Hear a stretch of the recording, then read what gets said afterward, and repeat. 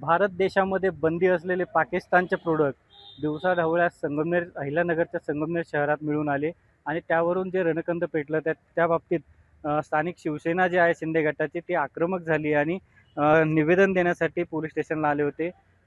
तुम्ही आपल्यासोबत शहराध्यक्ष आहेत. तुम्ही जे निवेदन द्यायला आलेत, काय निवेदन आणि काय मागणी?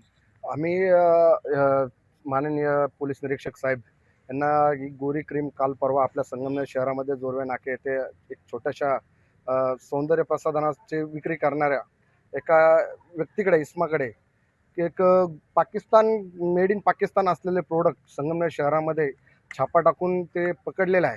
आणि जे प्रोडक्ट ते विकलं जातं त्या प्रोडक्टविषयी अनेक तज्ज्ञांनी विविध शंका उपस्थित केल्या आहे की त्यामुळे आपले किडनी निकामी होऊ शकते आणि त्वचेचा रोग होऊ शकतो.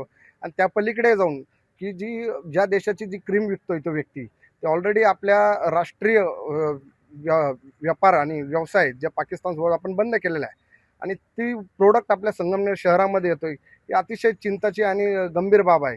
त्यामुळे आम्ही माननीय पोलीस निरीक्षक साहेबांना या शेवटपर्यंत ज्या व्यक्तीपर्यंत हा माल आलेला आहे हे कोणी दिलेला आहे, हा कुठून आलेला आहे, सीमा पार करून संगमनेर शहरामध्ये मेड इन पाकिस्तानचं प्रोडक्ट येतं आहे आणि ते पण आपल्या संगमनेर शहरामध्ये, ते अत्यंत खेदजनक बाब आहे.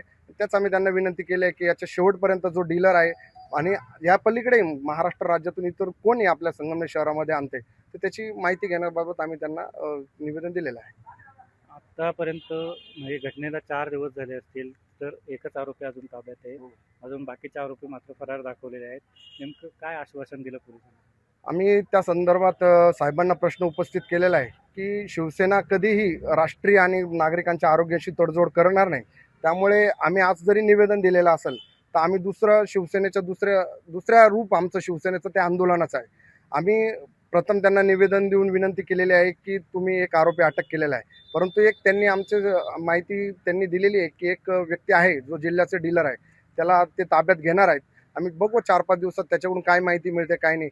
आणि जर कोणी यांना आरोपींना पाठीशी घालण्याचा प्रयत्न करत असेल तर शिवसेना त्याला तोडीसतोड उत्तर देण्यासाठी मग ते आम्ही प्रशासनाविरुद्धही देखील उतरू आणि जे कोणी पाकिस्तानी प्रेमी असतील त्यांच्या विरुद्धही देखील आम्ही उतरण्यास मागे पडणार. एकीकडे जर पाहिलं तर पाकिस्तानचे प्रोडक्ट या ठिकाणी मिळत आहे आणि जर कुठंतरी देशाच्या सुरक्षेचा प्रश्न उभा राहतो. नक्कीच या भारतामध्ये कुठलेही पाकिस्तानी प्रोडक्ट, क्रीमच काय तर कुठलाही खाद्यपदार्थ असो, काही असो, कुठेही विकलं जाणार नाही ह्याची खबरदारी प्रशासनानं घेणं 100% जरुरी आहे. पण आज संगमनेरसारख्या विभागलेल्या आपल्या शहरामध्ये जर पाकिस्तानी क्रीमच्या नावाखाली काही असे प्रोडक्ट विकले जात असेल तर ही बाब गंभीर आणि चिंताजनक नक्कीच आहे.